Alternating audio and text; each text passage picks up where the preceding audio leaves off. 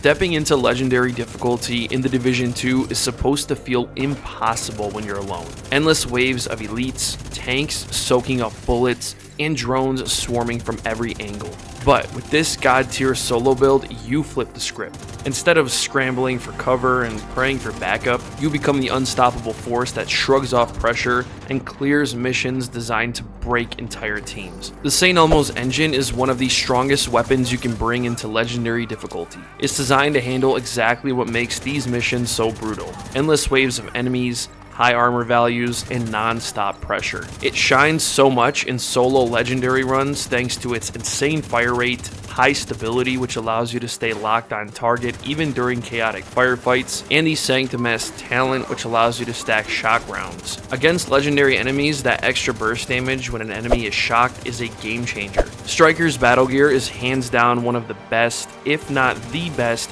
gear sets for legendary difficulty, especially for solo players. Max stacks will add 130% more weapon damage to your St. Elmo's. Combine that with near perfect stability, range, shock rounds, and sustained damage, it's going to make you feel unstoppable. The best way to play Striker's battle gear in legendary missions involves stack management, cover discipline, and sustained pressure. Legendary is built to overwhelm you with numbers, so Striker's shines when you maximize uptime on stacks without getting caught out of position.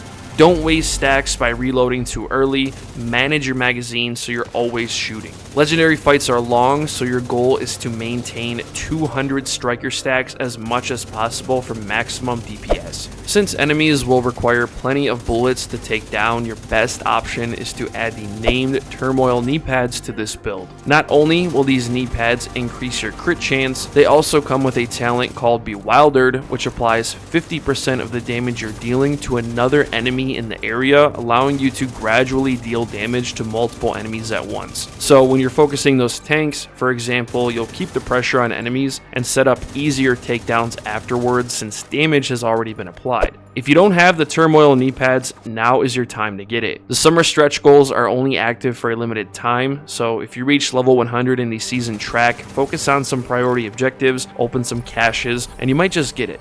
Let's break down this god tier solo legendary build for the Division 2.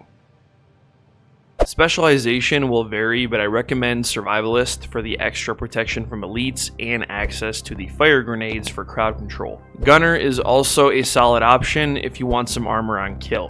Main weapon is the St. Elmo's Engine Exotic Assault Rifle, still one of the best weapons in the game. It has incredible stability, a high rate of fire, and the Sanctimous talent which stacks shock rounds that you will use to immobilize enemies for a short period of time.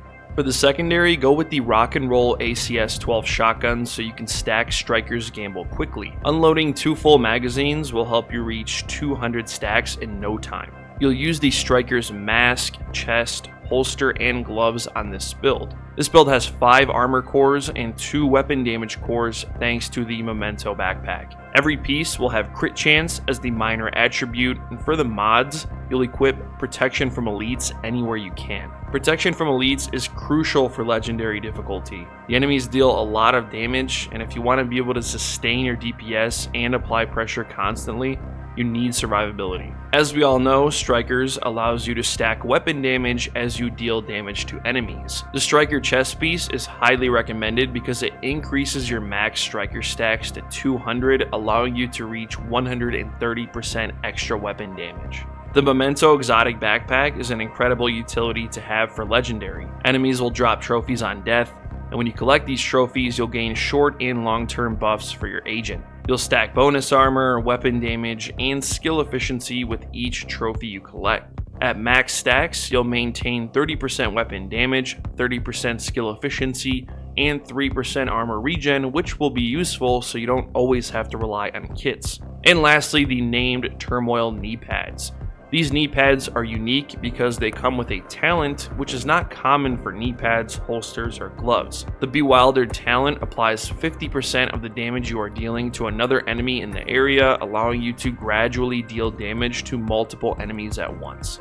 For skills, I highly recommend the Reviver Hives so you don't have to completely reset the mission if you go down, and the Crusader Shield for more protection. This build has about 50% protection from elites, which means enemies will deal 50% less damage to your shield, allowing you to absorb more damage while you're stacking Striker's Gamble. Thank you guys so much for watching this video and sticking around until the end. If you want to see more Division 2 builds, I have plenty on my channel. If you enjoyed this video, a thumbs up would be greatly appreciated.